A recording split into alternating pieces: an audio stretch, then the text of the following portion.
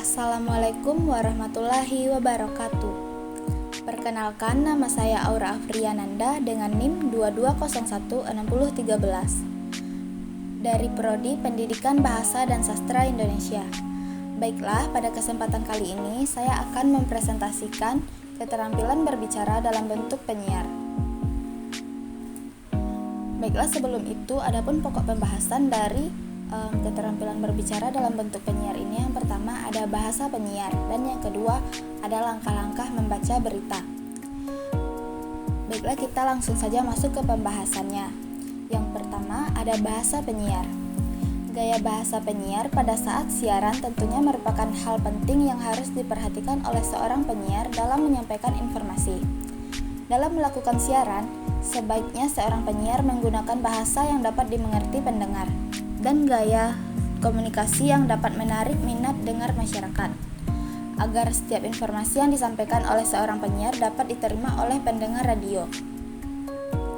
Bahasa dan gaya komunikasi dalam melakukan siaran radio memungkinkan seorang penyiar untuk berinteraksi dengan pendengar agar terhibur dan mempengaruhi pendengar untuk mencapai tujuan siarannya.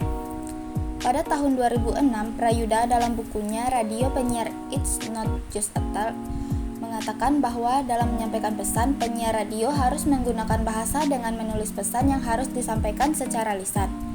Oleh karena itu, bahasa tulis atau bahasa ujaran yang disampaikan ke telinga pendengar harus memerhatikan komponen-komponen bahasa yang sama, yaitu struktur, kalimat, kosakata.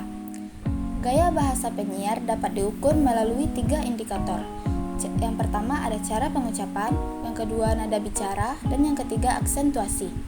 Untuk indikator cara pengucapan, responden setuju terhadap cara pengucapan. Dan untuk indikator nada bicara, responden setuju terhadap nada bicara. Dan untuk yang aksentuasi, responden setuju terhadap aksentuasi. Dikatakan dalam lingkungan manapun, seorang penyiar selalu menggunakan bahasa dalam berinteraksi. Sehubungan dengan profesi sebagai penyiar radio salah satunya, bahasa yang digunakan ialah bahasa lisan. Seorang penyiar dituntut menguasai berbagai hal sehubungan dengan profesinya. Bahasa penyiar adalah bahasa yang sangat komunikatif.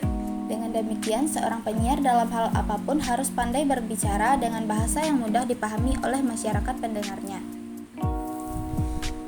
Dan pembahasan yang kedua yaitu langkah-langkah membaca berita. Yang pertama, membaca dengan intonasi yang benar. Intonasi yang dimaksud adalah ketepatan nada tinggi atau rendah dalam suatu kalimat. Para pembaca berita harus mampu memerhatikan intonasi saat membaca sehingga tidak boleh monoton.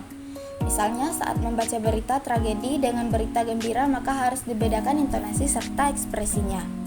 Dan yang kedua, membaca teks dengan lafal yang tepat.